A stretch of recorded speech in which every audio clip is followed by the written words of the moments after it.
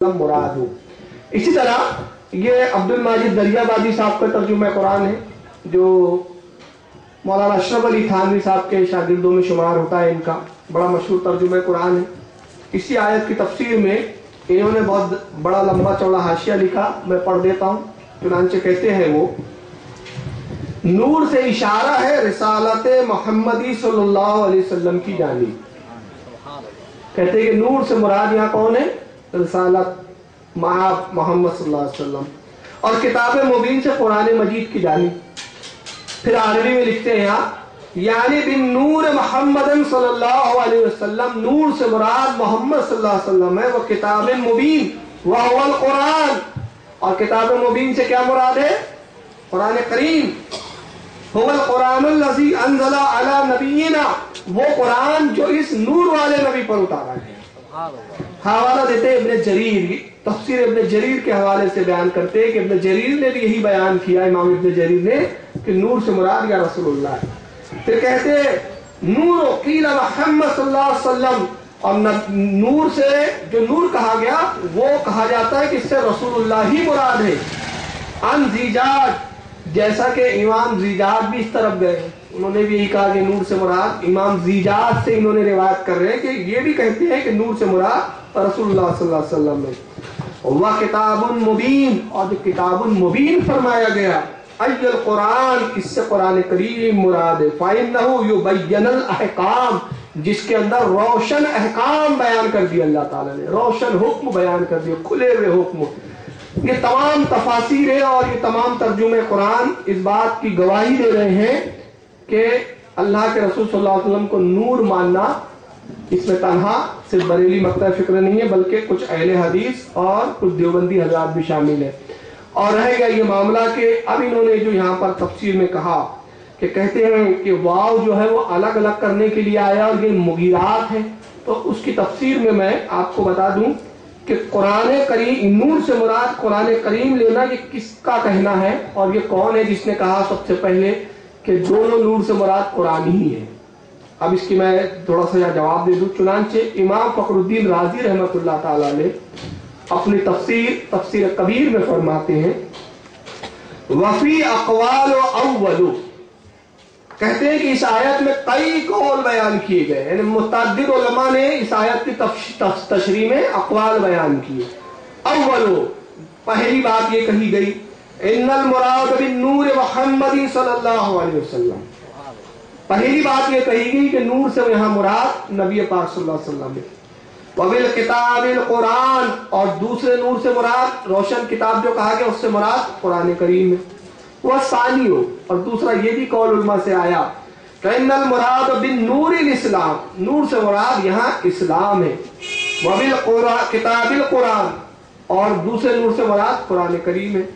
الثالث، اور تیسرا قول یہ بیان کیا گیا، النور والکتاب وهو القرآن، تیسرا قول یہ بیان کیا گیا کہ نور سے مراد کتاب ہی ہے، جیسے کہ انہوں نے بیان کیا۔ اب اس کے بعد میں امام فخر الدین رازی کا جملہ پڑھوں گا جو میری بحث کا خاص موضوع اور عنوان ہے۔ کہتے ہیں کہ یہ بھی ایک تیسرا قول بیان کیا گیا کہ نور سے مراد کتاب ہی ہے، دونوں جگہ کتاب ہی ہے۔ اب اس کے بعد کیا کہتے ہیں، وَهَذَا ضَعِيفٌ، یہ قول انتہائی ضعیف ہے۔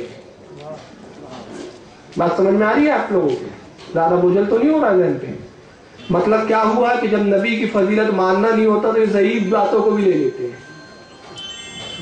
جب نبی کی کسی فضیلت کا اہل حدیث حضرات کو انکار کرنا ہوتا ہے تو یہ ضعیف باتوں کو لے لیتے ہیں۔ اب اس کے بعد امام فخر الدین رازی فرماتے ہیں، لأن العطف یوجب المغیرات، کیونکہ عطف تغیر کو چاہتا ہے، یعنی کہتے ہیں کہ یہاں واو جو ہے یہ جدا کرنے کے لیے ہی آیا ہے کہ دونوں سے الگ الگ مراد لی جائے، نہ کہ ایک ہی مراد لی جائے۔ یہ جواب امام فخر الدین رازی آج سے کئی سو سال پہلے دے چکے، جس کو آج یہ وہی گھوٹے جا رہے ہیں۔ تو ائمہ کی تفسیروں سے ہٹنا، اماموں کے قول کو چھوڑنا اور اپنی بات کرنا، یہ سراسر گمراہیت ہے۔ جب آپ ہمارے امام کے قول کو نہیں مانتے تو ہم آپ کے قول کو کیوں مانیں؟ اب آئیے اسی تفسیر روح المعانی جو حضرت امام علامہ آلوسی رحمۃ اللہ علیہ کی تفسیر ہے، وہ کیا فرماتے ذرا سنیے۔ اب یہاں پر جب یہ قول میں پیش کروں علامہ آلوسی تو بات پوری صاف ہو جائے گی۔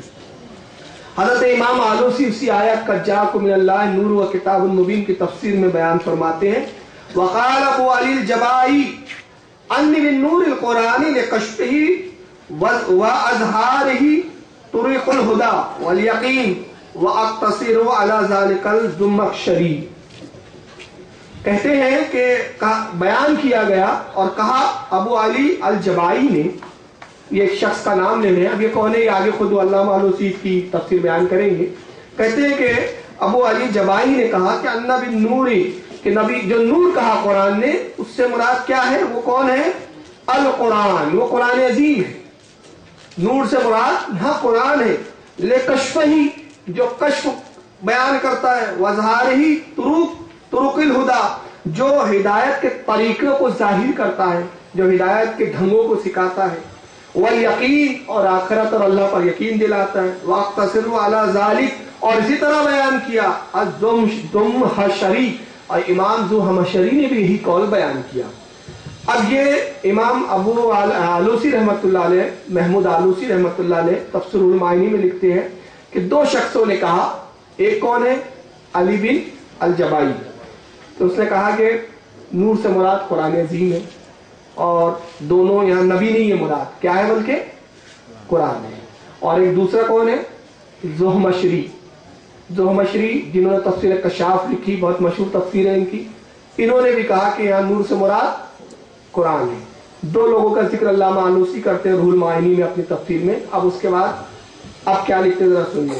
فرماتے ہیں وَقَانَ صَاحِبُ الْقَشَّافُ يُقْنِي نَفْسَهُ أَبَا الْمُعْتَزِلَةِ، اور کہتے ہیں کہ یہ جو قول جس نے بیان کیا کہ نور سے مراد قرآن ہے، یہ بیان کرنے والا کون ہے؟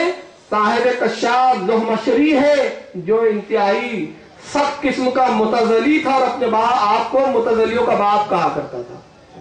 مطلب کون تھا؟ وہ گمراہ شخص تھا. متزلی کون تھے پتا ہے آپ کو؟ متزلی کا ایک تو عقیدہ یہ تھا معاذ اللہ کے پہلے خلیفہ جو ہے وہ حضرت علی ہے، خلافت علی کا حق تھا، ابو بکر اور حضرت عمر نے اس پہ غضب کیا.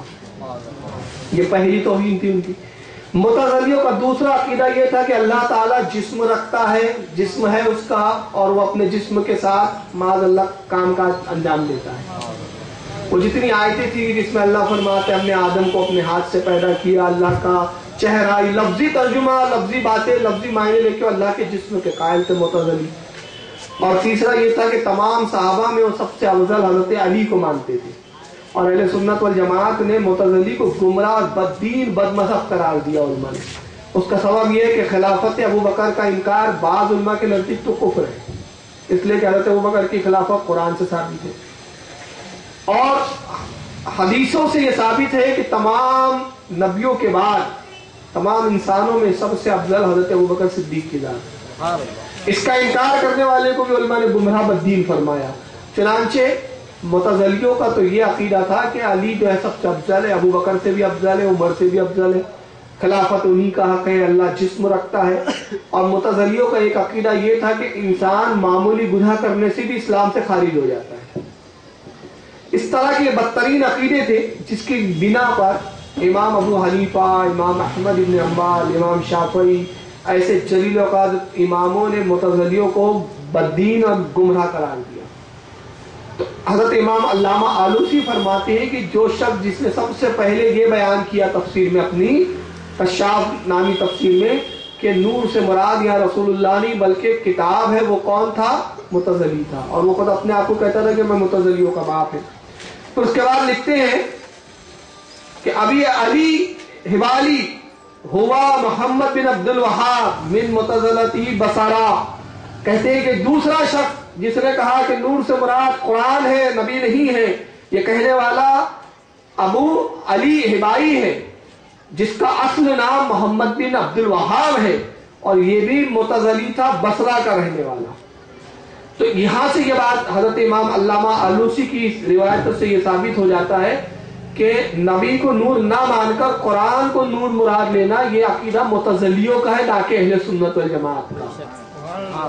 اب یہاں سے بات سمجھ میں آتی ہے کہ اہل حدیث حضرات اگر نبی کی بارگاہ میں کوئی بات فضیلت کی دکھ جائے تو ان کے دل اتنے کڑنے لگتے ہیں کہ اس کو گھٹانے کے لیے معتزلیوں کی بھی روایتیں لے لیتے ہیں. रावियों से भी रिवायतें ले लेते हैं और ज़ईफ कौल को भी अपनी किताबों में नकल कर लेते हैं। अब उसके बाद आइए इन्होंने एक चीज और क्या लिखी, कहते हैं कि यहाँ पर जो है वाव, ये जो मेन बहस कर रहे हैं कि वाव जो है वो मुगिरात मुज़दाक नहीं, मुगिरात मायने के लिए और ये अतफ़ तफसीरी है। यानी कह रहे हैं कि ये वाव जो आया ये अलग अलग करने के लिए नहीं आया है, बल्कि वो एक करने के लिए आया है। अब मैं इसकी एक मिसालें देता हूँ जो आपको बहुत आसानी से ये मुगीरियत जो लफ्ज आ रहा है बार बार समझ में आ जाएगा। हमारी जबान में कुछ लफ्ज होते हैं कि एक ही बात को वजन पैदा करने के लिए हम वाव के साथ इस्तेमाल करते हैं।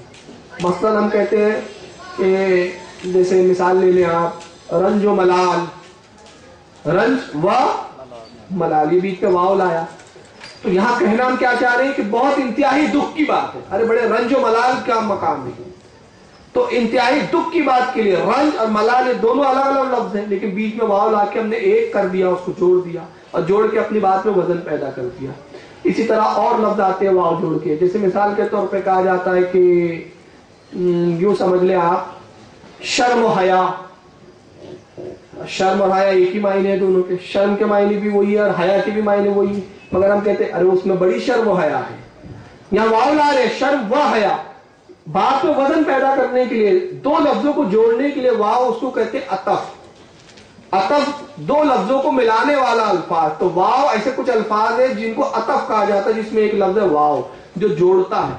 चुनांचे उन्होंने बड़ी दूर की कौड़ी लाई और दूर की कौड़ी लाई, देखा कि देखो ग्रामरों में, डिक्शनरियों में है, लुगतों में है कि वाव कभी कभी दो लफ्जों में वजन पैदा करने के लिए लाया जाता है। अब यहाँ नूर से मुराद तो सारे मुफस्सिरीन नबी को ले रहे हैं, और हम अगर नूर माने तो फिर हमारा तो ढोकसला निकल जाएगा, हमारे मदद के परक्षे उड़ जाएंगे, क्योंकि हम तारा तो दिल उस वक्त तक ठंडा नहीं होता जब तक हम नबी को अपनी तरह बशर ना कहें, तो उस वक्त तक हमारा सुकून नहीं मिलता। तो अब क्या किया जाए कि यहाँ नबी को नूर कह दिया और तमाम मुफस्सिरीन कह रहे हैं कि यहाँ नूर से मुराद नबी है, तो उन्होंने बड़ी दूर की कौड़ी लाई। इसके दलील में ना कोई हदीस लाई इन्होंने, न किसी इमाम का कौल लाया इन्होंने, बल्कि क्या लाया, देखो ग्रामर में आया है, अरबी ग्रामर में वाव दो चीजों को जोड़ने के लिए आता है, लिहाजा यहाँ वो भी कुरान है ये भी कुरान है, उसको जोड़ रहे हैं। तो पहली बात तो ये कि जब दोनों कुरान है जोड़ने के लिए लाने की जरूरत क्या है, ये भी कुरान वो भी कुरान, तो कुरान को कुरान से क्यों जोड़ रहे हैं आप, पहली चीज। और अल्लाह के कलाम में ऐसा हो, ये तो फसाहत और बलागत के खिलाफ है। अब अगर वाव हर जगह आप जोड़ने के लिए ही इस्तेमाल करें तो सब जगह ये फिट नहीं होती। इसलिए कि जब मुफस्सिरीन ने ये बता दिया कि ये नूर अलग है और किताबुल मुबीन अलग है, ये वाव जोड़ने के लिए नहीं बल्कि अलहदा करने के लिए आया है, दो जातों को अलग कर रहा है। किताब अलग है, नूर अलग है, नूर जात है और किताब क्या है, अल्लाह की सिफात है। जाते नबी पर सिफातें किताबुल्लाह नाज़िल हो रही है, ये अलग अलग चीजें हैं। अब अगर यही आपकी चीज है कि नहीं साहब वाव जोड़ने के लिए आता है, तो चलिए अगर आप यही मानते हैं और इसी पर